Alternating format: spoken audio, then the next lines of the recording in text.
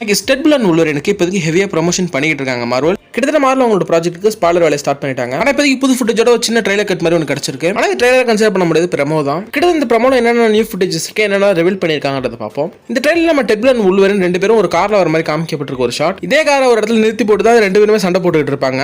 அந்த கார்ல தான் டெட்புல் அண்ட் வூல்வரின் வராங்க. ரெண்டு பேரும் கார்ல வர அந்த ஷாட்ல நீங்க பேக்ரவுண்ட் நோட் பண்ணீங்கன்னா இதை எங்கேயோ பார்த்த மாதிரி இருக்குல்ல. நம்ம இன்ஃபினிட்டி வார்ல பிளாக் அவுட் யூஸ் பண்றது கியூ ஷிப் தான். அதுவும் இங்க ரெண்டு மூணு ஷிப்பே உடஞ்சு கிடக்கு.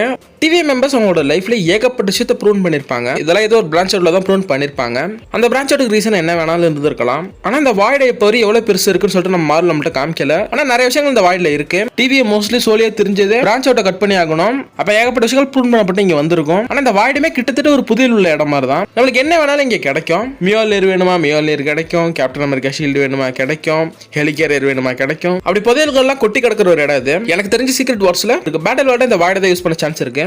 ரூமர்ஸ் கிட்டத்தட்ட அது மாதிரி. இந்த வாய்ட பேட்டில் வாய்ட அவங்க சீக்கிரட்ஸ்ல யூஸ் பண்ணாங்கன்னா ஒரு லாஜிக்கான விஷயமா இருக்கும். அடுத்த டிவில நம்ம டெட்புல் தாவி டெம்பேட பிடிக்கிற மாதிரி ஒரு சீன் காமிக்கப்பட்டிருக்கு. இந்த டிவில இருந்து நம்ம டெட்புல் எஸ்கேப் ஆகிற சீன் மாதிரி தான் தெரியுது. ட்ரெய்லர்ல நம்ம பார்த்திருப்போம். டிவி என்னதான் வேலைக்கு டெட்புல் ரெக்ரூட் பண்ணாலும் அவங்களுக்கு எகென்ஸ்டா மாதிரி அவங்களே நம்ம டெட்புல் போட்டு தருவார் ஒரு சீன்ல. அதுக்கான பிகின் ரீசன் நம்மளுக்கு தெரியல என்னன்னு. மேபி நம்ம டெட்புலோட அந்த டைம் லைன் ஆட்டோமேட்டிக்கா அழிய போகிறத நம்ம டிவியை தடுக்காம இருக்கலாம். இல்ல அவங்களே அழிக்கலாம். அதுக்காக அவங்களுக்கு எகென்ஸ்டா நம்ம டெட்புல் மாறலாம். ஆனா இப்போதைக்கு நம்ம லோக்கி காட் ஆஃப் ஸ்டோரிஸா மாறி இருக்காரு. அவரோட புது ஐடியாலஜி தான் இப்போதைக்கு டிவியே ரன் ஆகுது. இப்போதைக்கு மொத்த செக்ரெட் ஒரு ட்ரீ மாதிரி மாறி இருக்கு.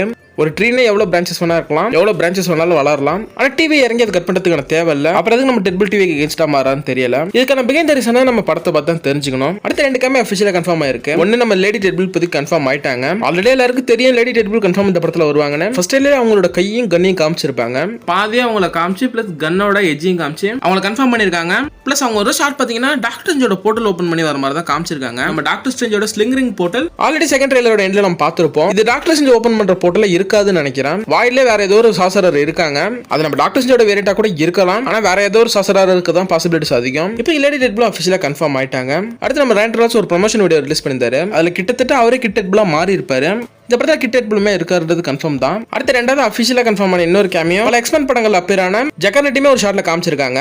கசண்டா இடத்துல இருக்கவங்க கன் எய்ம் பண்ற மாதிரி ஒரு ஷாட் காமிக்கப்பட்டிருக்கும். அதே ஷாட்ல இருந்து ஓரத்த ஜெகர்னெட்டையும் கன்ஃபார்ம் பண்ணிருக்காங்க. ரொம்ப ஓரத்துல நிப்பாரு. இதை பிளே பண்ண வின்னி ஜான்சன் அந்த ஆக்டர் 3 மாசத்துக்கு முன்னாடி ஒரு இன்டர்வியூ கொடுத்திருந்தாரு. நான் அப்ப பார்த்தது இந்த படத்துல இருக்கீங்கன்னு கேட்ட கேள்விக்கு நான் இல்லன்னு சொல்லியிருந்தாரு. ரிட்டர்ன் ஆக இன்ட்ரெஸ்ட் இல்லன்ற மாதிரி தான் சொல்லியிருந்தாரு. சொல்லிட்டு இங்க பார்த்தா இந்த படத்துல அவர் இருக்காரு. ஒன்னு அவர் ரிட்டர்ன் ஆயிருக்கணும், நம்மள்ட்ட ஒரு ஸ்மால் விளையாட்டுக்கு போய் சொல்லி இருந்திருக்கணும். இல்ல உண்மையா அவர் ரிட்டர்ன் ஆகாம இருக்கலாம். அவருக்கு வேரியண்டா வேற ஒரு ஆக்டரை போட்டு ஓல்டு ஜெகர்னெட்டுக்கு ஒரு புது வேரியண்ட் எடுத்துருக்கலாம். அடுத்து இங்க எவ்வளவு யார கன் எய்ம் பண்றாங்கன்றது தெரியல பெருசா. ஆனா இங்க இருக்க எல்லா கன்னுமே கிட்டத்தட்ட ரொம்ப மாடர்னைஸான கன் யூஸ் பண்றாங்க. அடுத்து நம்ம டெட்புல் அண்ட் வூல்வரின் கசண்டா ஒரு இடத்துல ஒரு கேஜுக்குள்ள அடைச்சு வச்சிருக்காங்க. அதுலமே இவங்க மொத்தமா கம்பி சுத்தி லாக் பண்ணிருக்காங்க. ரெண்டு பேரும் சேர்த்து லாக் பண்ணிருக்காங்க. அப்ப நம்ம வூல்வரின் பிளேட் யூஸ் பண்ணி கம்பியை கட் பண்ண ட்ரை பண்ணும்போது அதை வச்சு அவங்களுக்கு ஒரு சின்ன ஃபன் பிளே ஆகுது. அடுத்து நம்ம ஆல்ரெடி பார்த்த ரெண்டு சினிமே காமிச்சிருக்காங்க. நம்ம சாம் ரெய்மி யூனிவர்சிட்டி அந்த ஜோஸ் பீஸாவை காமிச்சிருக்காங்க.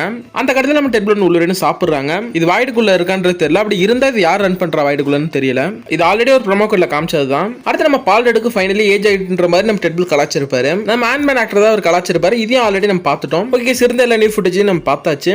அடுத்த மூவியோட டியூரேஷனுமே கன்ஃபார்ம் ஆயிருக்கு. இந்த படத்தோட டோட்டல் டியூரேஷன் 2 hours 7 minutes தானா. டியூரேஷன் எனக்கு ரொம்ப கம்மியா இருக்க மாதிரி தோணுது. மத்த டெட்புல் படங்களை கம்பேர் பண்ணும்போது இந்த மூவி டியூரேஷன் அதிகம். ஆனா எடுத்துக்கிட்ட கதை இந்த டியூரேஷன் கூட மாறலாம் சொல்லி முடிக்க முடியுமான்றதுதான் தெரியல. மூவில நிறைய கேமியோஸ் வரப்போது அது ஜஸ்ட் கேமியோ ஸ்கிப் பண்ணி போகாம அந்த கேரக்டர்ஸ்க்கு இம்பார்ட்டன்ஸ் கொடுத்து கதை நவுந்து போகணும். மார்வலுக்கு மிகப்பெரிய பிரச்சனை ஃபேஸ் பண்ண அமைஞ்சது அவங்களோட டியூரேஷன் சொல்லலாம். அவங்க எடுத்துக்கிட்ட டியூரேஷன்ல மூவியோட ஸ்டோரி சொல்லி முடிக்காம ரஷ் பண்ணிடுவாங்க. இந்த படத்துக்கு என்ன பண்ணி வச்சிருக்காங்கன்னு வெயிட் பண்ணி பார்ப்போம்.